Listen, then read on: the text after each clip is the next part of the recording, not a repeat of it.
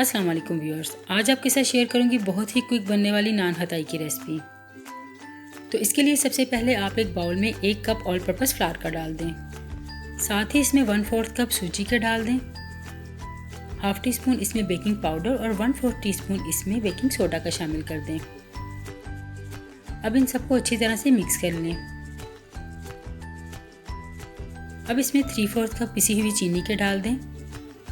चीनी को सिंपल मैंने ग्राइंडर में डालकर पीस लिया था, और अगर आप चाहें तो चीनी का रेशो कम या ज़्यादा भी कर सकते हैं।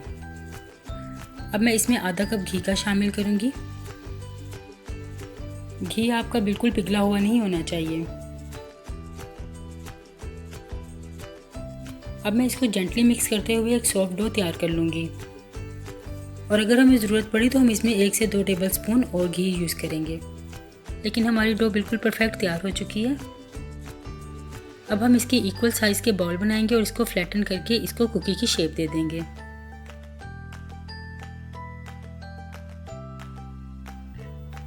अब आप एक बेकिंग ट्रे लें और इसमें इनको इस तरह से एडजस्ट कर लें। इनके दरमियान थोड़ा सा गैप रखें, और इसके नीचे आपको ऑयलिंग करने की ज़रूरत नहीं है क्योंकि ऑलरेडी इसके अंदर काफ़ी घी मौजूद है। अब मैं एक एग यolk लेकर इसको मिक्स करके इसके ऊपर स्लाइटली ब्रश कर दूंगी। अब थोड़े से बादाम जिनको मैंने स्लाइस में काट लिया वो मैं इसके ऊपर हल्का सा प्रेस कर कर लगा दूंगी।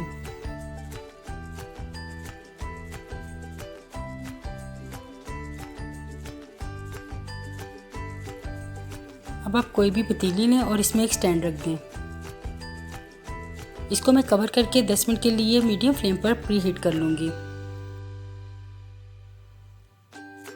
10 मिनट के बाद मैं इसमें ये ट्रे रख दूँगी, और अब हम इसको कवर करके तकरीबन 25 मिनट के लिए लो फ्लेम पर कुक कर लेंगे। ढक्कन को मैंने रुमाल से कवर कर लिया ताकि इसमें से कोई भी स्टीम बाहर ना आए और बड़े ज़बरदस्त से कुकीज़ हमारे तैयार हो जाएं। जी व्यूअर्स, 25 मिनट हो चुके हैं। अब हम इसको बाहर निकालेंगे और इसको ठंडा होने के लिए छोड़ देंगे।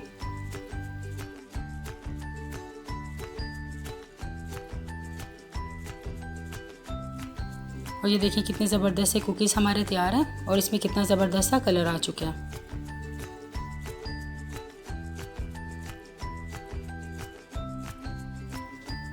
अब मैं इसको डिश आउट करूँगी,